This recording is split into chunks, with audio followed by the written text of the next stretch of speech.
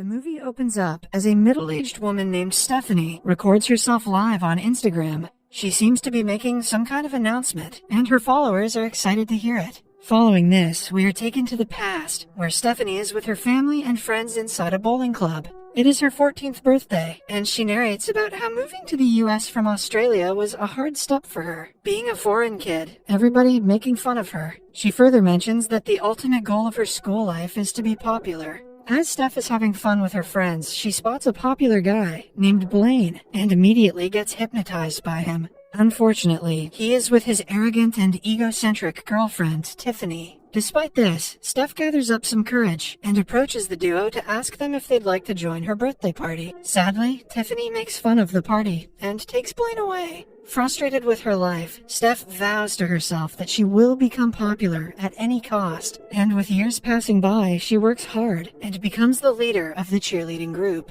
Now, she has a lot of friends and has even hooked up with her dream boy, Blaine. In the next scene, a 17-year-old Steph is preparing to go to school, and her best friend Seth is waiting for her downstairs. Turns out that Seth has a major crush on her, but he is too afraid to let his feelings out. Before leaving, Steph's father Jim hands her a dress that her mother left for her before passing away. Steph becomes emotional and decides to wear it at the prom happening in a few days. On the way to school, Steph comes across the home of her idol, Diana Rousseau, and stops. Diana was the prom queen of '95 and has been living the perfect life. Beautiful body, a great house, and a handsome husband. Steph envies their life, but is hopeful that one day she and Blaine can replicate it. After this, she discusses with Seth about the upcoming prom and how much she despises Tiffany. Steph is quite confident of being crowned the prom queen, and she has already arranged an after-prom party at her friend Martha's lake house. In class, Steph finds out that Tiffany is also holding an after-prom party and gets jealous. She immediately confronts her in the restroom, and the two start arguing. Later, the cheer group,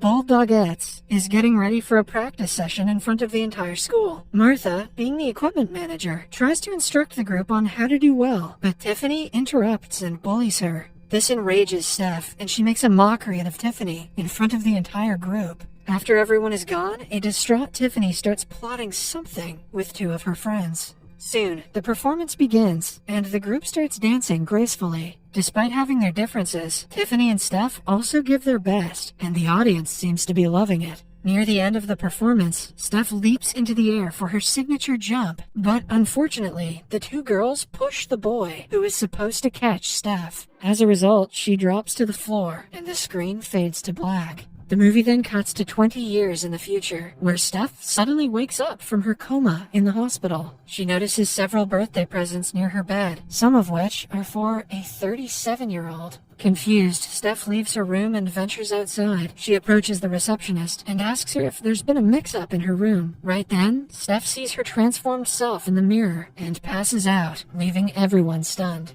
Later, the doctor reveals to Steph that it is 2022, and she has been in a coma for nearly 20 years. Meanwhile, Jim and Martha arrive at the place. They are overjoyed to see Steph back after 20 long years. As Jim is hugging his daughter, the doctor suggests he take it slow, as Martha is still a 17-year-old mentally, despite having the body of a 37-year-old. Following this, Jim and Martha decide to take Steph home. On the way back, Steph is taken aback to see a smartphone, which she mistakes for a small TV. She's not wrong. She is also shocked that some words that were common in the past are too offensive to use these days. Martha then reveals to her that she is the principal of Harding High School, the same school they both attended. Just then, Steph spots a grown-up Blaine, but surprisingly, he is at Diane Rousseau's house. Confused, Steph asks her dad to stop the car, but when he doesn't comply, she jumps out of it. She then goes up to the house, but gets shocked to see Tiffany come out of it. Tiffany expresses her delight at having her friend back, and also reveals that she got married to Blaine, and her parents bought this house for her as a gift. Despite this, Steph still wants to meet Blaine, but Tiffany makes an excuse and tells her to come back later. An annoyed Steph reaches home, but as soon as she enters her room, she gets emotional to find out that Jim has preserved all of her belongings.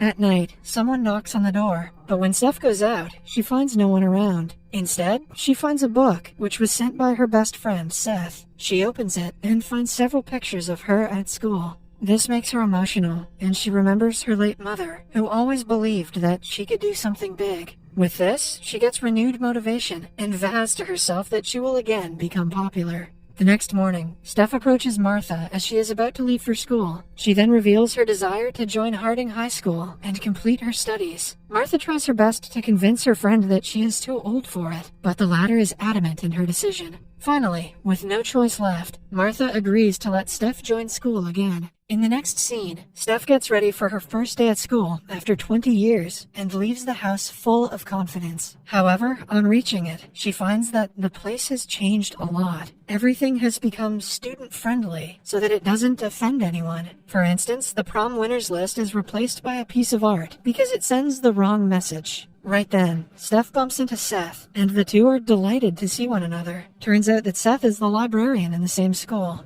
After a bit of small talk, the two head their separate ways, but not before promising to catch up soon. Following this, Steph meets up with Martha in her office and requests to join the Bulldogettes cheer group again. She mentions that she wants to join the group so she can become popular and ultimately win the prize of prom queen. Sadly, Martha mentions that the school doesn't have a prom queen anymore. Hearing this, Steph becomes sad, but she is not yet ready to give up on her dreams so quickly. She heads to the cafeteria with a petition paper to bring prom queen back. There, she meets 3 students, Janet, Yaz, and Neil, who are immediately impressed by her persona. Steph hands them the petition, and the 3 gladly sign it. However, she quickly learns that no one else will sign it, unless the most popular kid in school, Bree Loves, does it first. Turns out that Bree is a social media influencer who has more than 3 million followers on Instagram. She has a popular boyfriend, Lance, and the two are regarded as untouchables in school.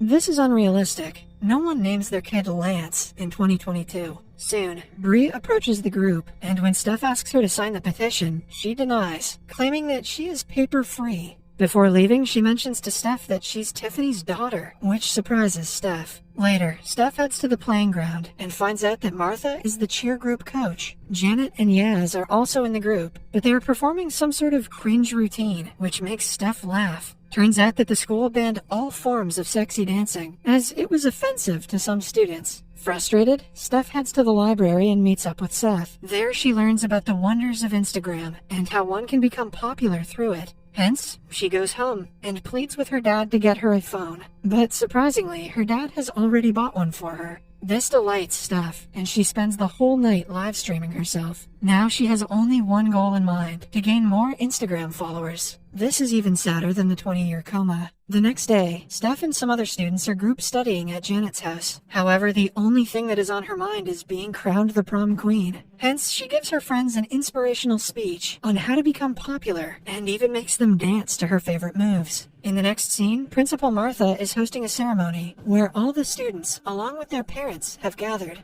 Soon she hands over the podium to Tiffany, who turns out to be the head of the PTA Association of Harding High School. Even here, she shows her selfish nature by announcing that the prom tickets will cost a massive $93. Now it's time for the dance performance of the Bulldogettes, led by Steph. They come on stage and start performing a boring routine, which is based on the usual equality BS. However, they quickly change their outfits and start dancing in a sexy manner. This surprises all the parents in the audience, including Tiffany, but Blaine seems to be impressed by it. Blaine is a creep.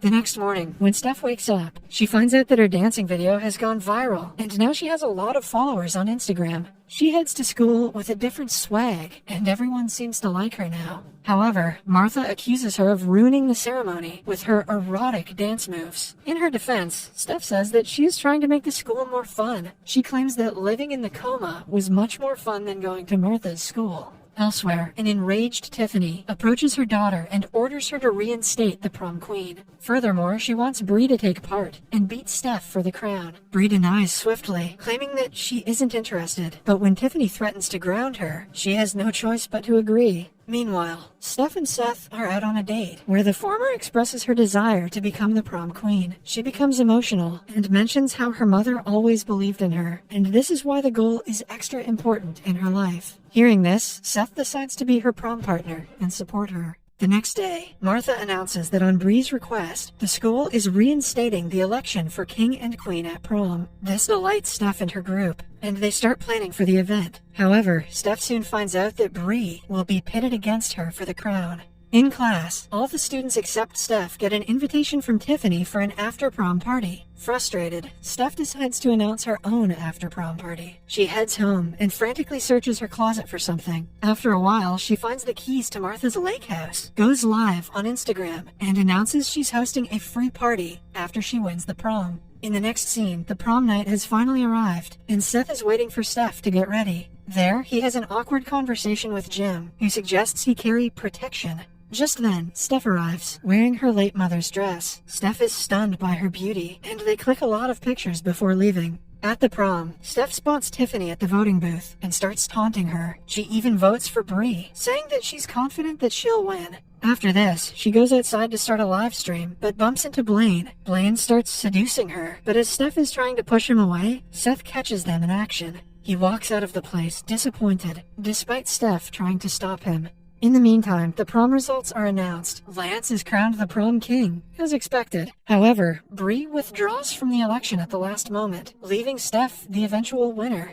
Everyone cheers for her in tandem, including Bree, but Tiffany is left speechless. Soon, Lance and Steph put on their crowns and perform a wonderful dance, impressing everyone there. After the event, the students head to Steph's after-prom party. At the lake house, everyone enjoys themselves in the wildest way possible. Meanwhile, an envious Tiffany calls the police, as she is still furious at Steph for ruining her plans. In no time, the cops arrive, forcing the students to flee from the place. Martha also arrives and berates Steph for putting the school's image in jeopardy. She then storms away from the place along with Seth, leaving Steph alone and sad. With no one to drop her at home, Steph takes a lift, but is shocked to find out that Diana Rousseau is the driver. Turns out that Diana lost her husband, wealth, and fame once she turned 30. She mentions her regrets for being obsessed with popularity when she could have studied hard and become something. Hearing this, Steph realizes her mistakes, and when she reaches home, she rips out all of her posters. The next morning, a distraught Steph heads to the kitchen, but Jim cheers her up by talking about the importance of family and friends. The speech convinces Steph to apologize to Martha and Seth, and this is when she goes live, as shown at the start of the movie. She gives a heartfelt apology, revealing that Seth and Martha were the only ones who supported her when she was new in the country. After the stream is over, Tiffany surprisingly arrives outside and issues an apology of her own for all the troubles she has given to Steph. Although unusual, Steph accepts the apology, and the two reconcile. The next day, the school is hosting the graduation ceremony. All the students are called upon the stage, and when it's Steph's turn, she expresses her gratitude for having a friend like Martha. Following this, the entire dance crew, including Tiffany, Martha, Seth, and even Blaine, start dancing to Steph's favorite moves. This surprises Steph, but she can't help but join the group. They all start twerking viciously. At last, she performs her famous jump, and this time she lands it perfectly. The movie ends as Steph and Seth finally make out and express their love.